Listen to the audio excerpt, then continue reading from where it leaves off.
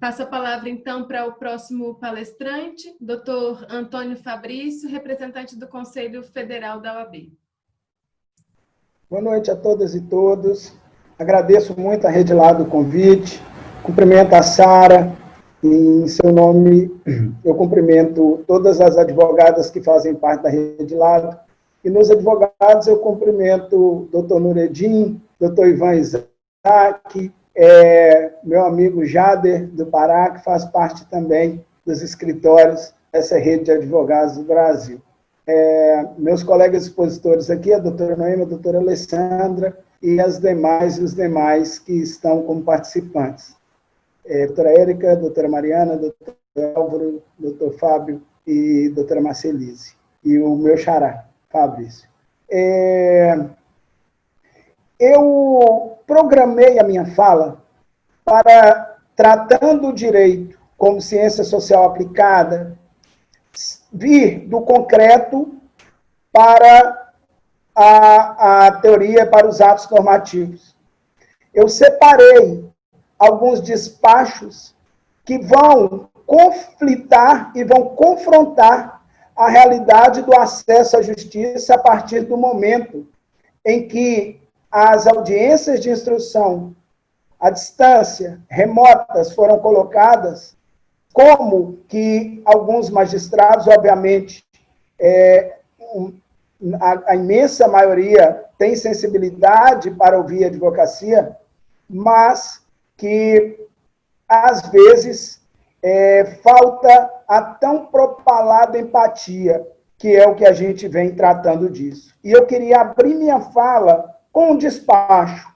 E esse despacho diz o seguinte, é um despacho da 2ª Região, em São Paulo, que diz: vistos, em razão da audiência estar designada para o dia 1/7/2020, às 9h45, e para evitar o contato físico entre as partes, a contração do coronavírus pelo patrono do reclamante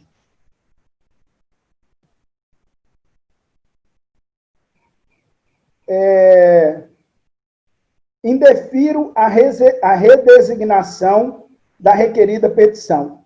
Ou seja, nem o fato do advogado reclamante estar com coronavírus, que é a grande razão das atividades normativas e administrativas do Poder Judiciário, às vezes, motivo de adiamento de audiência. Eu quero trazer algumas reflexões, alguns pontos, que fica muito instigante essa questão de se o fato de acontecer audiência à distância nesse momento é realmente uma celeridade processual, uma entrega perfeita da atividade processual, ou é uma possibilidade de estarmos criando um festival nacional de nulidades que poderão vir a partir de despachos como esses, já que o ato administrativo do TST, que não teve a participação da advocacia, o Conselho Federal não foi chamado a opinar nesse ato, apesar da portaria do TST, que institui dizendo que haveria participação da advocacia, inclusive nos tribunais regionais de trabalho, mas esse ato não há participação da advocacia, em que se instituem as audiências de instrução telepresencial. A cooperação da advocacia trabalhista com a magistratura e o Ministério Público, ela é notada já há algum tempo, sobretudo quando vieram os desafios do processo judicial eletrônico. Quando veio o PJE, que era uma novidade, e que o PJE foi implantado, todo mundo sabe, com mais rapidez na Justiça do Trabalho, fez com que, e ele era muito menos ágil e com muito menos possibilidades, eu chamava naquela época o PJE de videogame, porque às vezes você estava numa fase 3 e postava sua petição, e aí caía o sistema, você perdia a petição inteira, porque não podia postar você não podia anexar em PDF, não tinha essa modalidade, essa possibilidade dentro, então você voltava para a fase 1, seu prazo estava acabando e a luz caía, a fase caía e você voltava. E ainda assim a advocacia trabalhista se qualificou, a advocacia trabalhista compreendeu o momento, a advocacia trabalhista foi para o enfrentamento e a compreensão do que seria o processo judicial eletrônico, que hoje é absolutamente natural a convivência com o processo judicial eletrônico, que foi se aperfeiçoando. Com relação também à disposição da advocacia trabalhista, ela se colocou aberta às novas tecnologias com relação às audiências, como disse o doutor Nureddin, de inaugurais.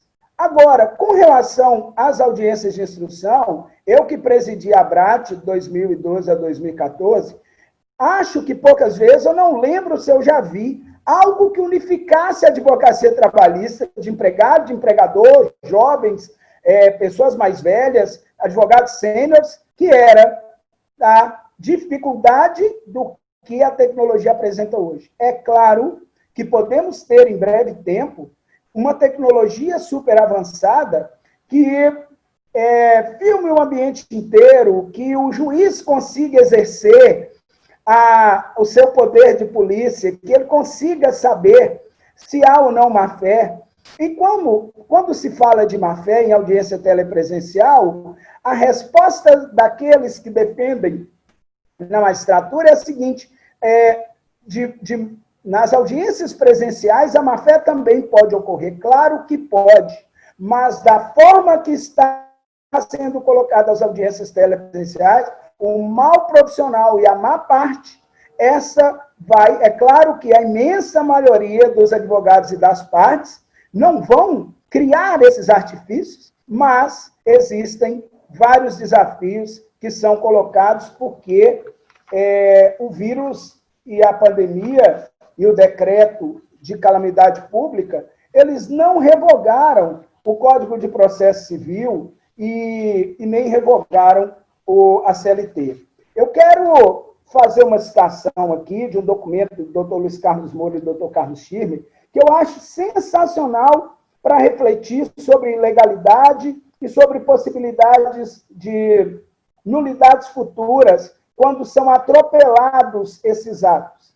Eles dizem: como assegurar em ato fundamental no processo do trabalho, como oitiva de partes e testemunhas, a preservação da prova oral sem contaminação? Como cumprir o comando do artigo 385, parágrafo 2º do CPC, segundo o qual é vedado quem ainda não dispõe de assistir um interrogatório da outra parte? É certo que o Código de Processo Civil autorizou tanto a oitiva das partes como das testemunhas em videoconferência, mas estabeleceu, por outro lado, o parágrafo 2º do artigo 453, que os juízes deverão manter equipamentos para transmissão e recepção de sons e imagens, no que se refere à autorização excepcional legislativa de trasladar essa obrigação para as partes e para a advocacia. Como afastar do depoimento da outra em atendimento ao artigo 824 da CLT, o parágrafo 2º do artigo 385 do CPC. E esses desafios, eles vão ser colocados o tempo inteiro. E além de tudo que se discute, os despachos que estão sendo exarados, por óbvio que eu ressalto, que são minoritários, a imensa maioria da magistratura tem a sensibilidade de ver cada caso, de saber que um advogado com Covid tem para si o motivo de não estar numa audiência, mesmo que seja telepresencial, porque o vírus não vai passar pelo computador, eu também sei disso, mas ele está no momento de adoecimento, e aquilo é motivo, inclusive no presencial, e vai valer também no telepresencial. O que nós precisamos saber e refletir é que alguns pontos eles precisam muito de serem colocados. Quantas vezes nós, advogados, chegamos em um tribunal E ao ler o voto do tribunal, o desembargador diz: esse voto está priorizando e dando maior atenção à sentença, porque o juiz de primeiro grau é aquele que sente o calor da prova, que olha no olho da testemunha, que sente o cheiro da audiência, que sabe se a testemunha está ou não fazendo um depoimento fidedigno. Onde fica isso no telepresencial?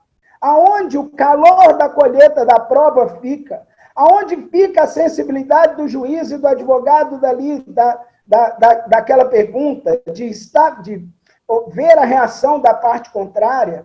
Como eu disse, ainda poderá haver um tempo que a tecnologia crie esse ambiente e nos transporte para esse ambiente. Mas hoje, em que eu, a doutora Alessandra, estivemos juntos, em que o relator da 936 na Câmara, o deputado Orlando Silva, disse que se aumentasse para 3 salários mínimos os trabalhadores que estavam cobertos pela medida provisória, 82% dos trabalhadores estariam cobertos por uma ajuda do governo.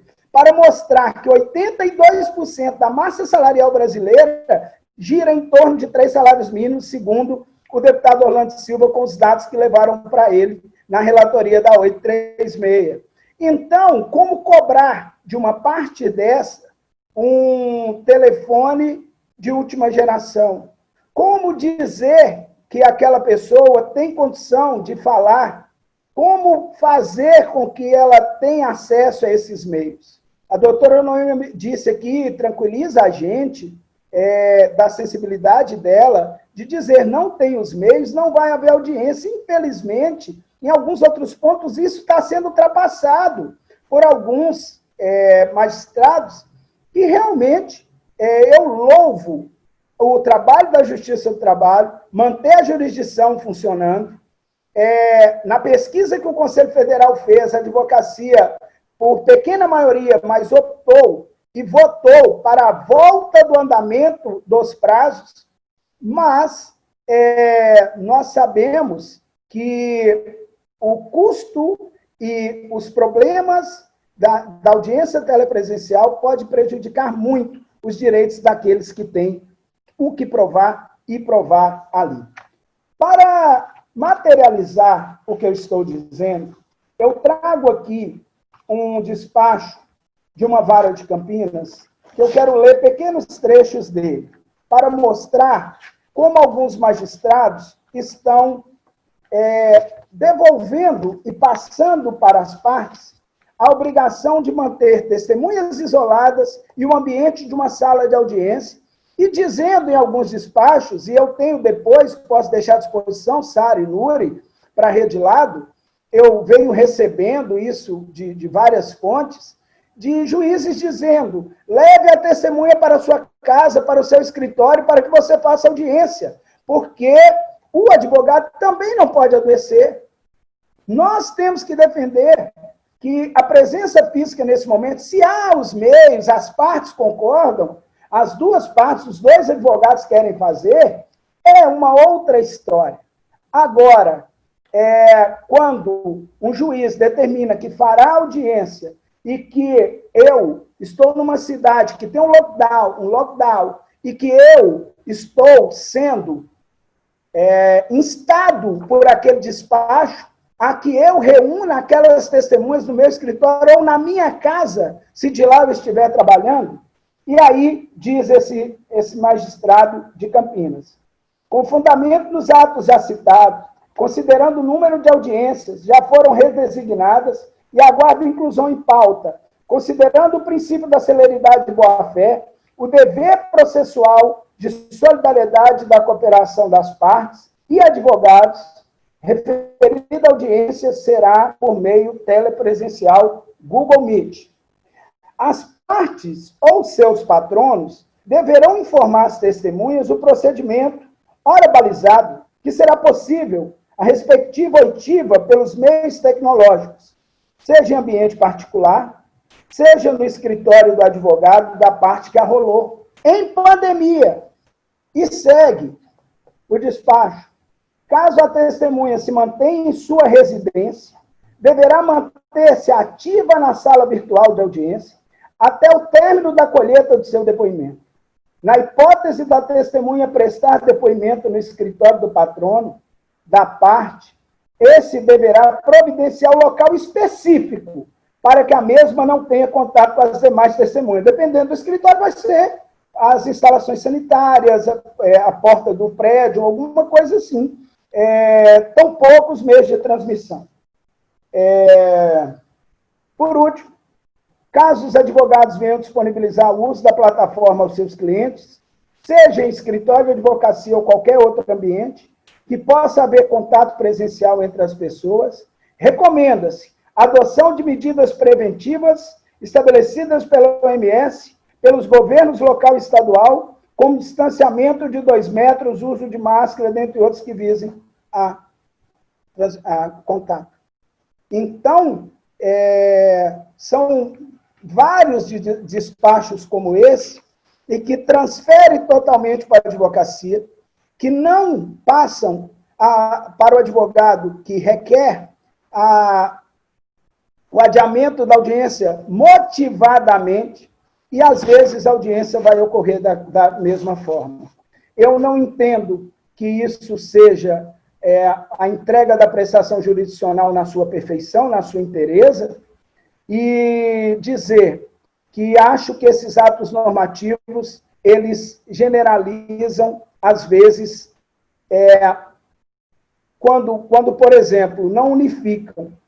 Eles falam, por exemplo, que cada juiz definirá cada caso. Então, quem advoga em vários lugares diferentes vai ter que entender o andamento de cada lugar, de cada juiz, de cada vara. E, com relação ao jus postulante, a crítica nossa ela é histórica. Ela não é uma defesa da manutenção da reserva de mercado. Nós defendemos a representação de qualidade. E pensar que um reclamante, às vezes analfabeto, vai acessar o PJE, vai depois, que não fez acordo, foi na termação eletrônica, ou foi na termação física, e fez uma termação, trouxe seu problema, e depois ele vai conseguir acompanhar aquele processo, é uma grande ilusão.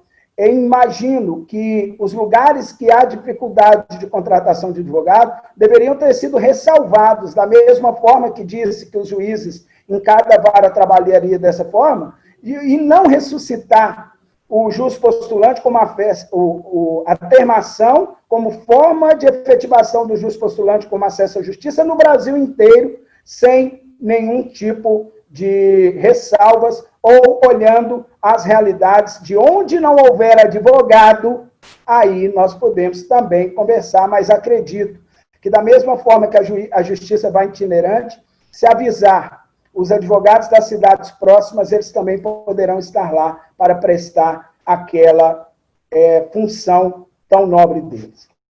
Para terminar, Núria, acho que meu tempo está esgotando, Sara, eu trago aqui 10 pontos rápidos do professor de processo civil, Carlos Henrique Soares, autor de diversos livros de processo civil, que ele faz a reflexão de 10 motivos processuais para a não realização de audiência de instrução por videoconferência ainda, pelo menos nesse momento, porque todos os outros atos podem andar e nós somos a favor e entendemos muito bem. Agora, quais são as dificuldades? Segundo o professor Carlos Henrique, dificuldade de tomar o depoimento pessoal das partes e obtenção de confissão.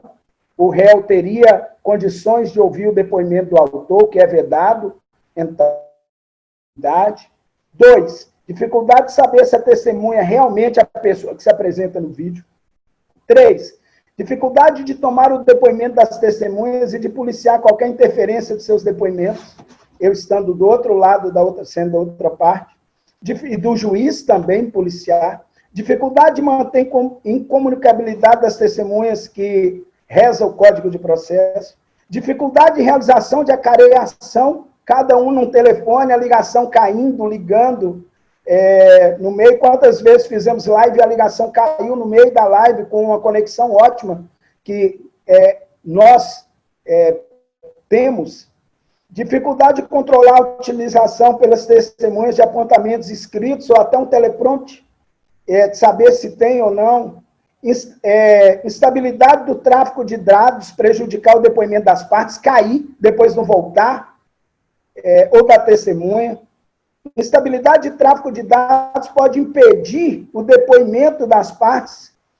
Isto é um fato difícil de demonstrar e que poderia levar a uma aplicação indevida de uma confissão. A falta de visão panorâmica, que eu venho dizendo, da falta de tecnologia para entender o ambiente todo, do depoimento das partes, porque o juiz tem que tomar conta daquela cena, e aquilo ele resolve muitas coisas com a sua sensibilidade e compreensão do ambiente da sala de audiência, que pode ser prejudicial ao princípio da imediatidade. E, por fim, haveria dificuldade pelo juízo de realizar a valoração da prova pelos depoimentos prestados. São essas reflexões que trago. Acho que estamos abertos a todos os desafios, nunca fugimos deles, queremos fazer a justiça funcionar, mas advogados empregados, empregadores e de todas as matizes se posicionaram quase na sua totalidade, contrário pela dificuldade. Claro que podemos caminhar para frente, pois já dizia Beto Guedes, a lição sabemos de cor, só nos resta aprender. Muito obrigado. Muito obrigada, doutor Fabrício.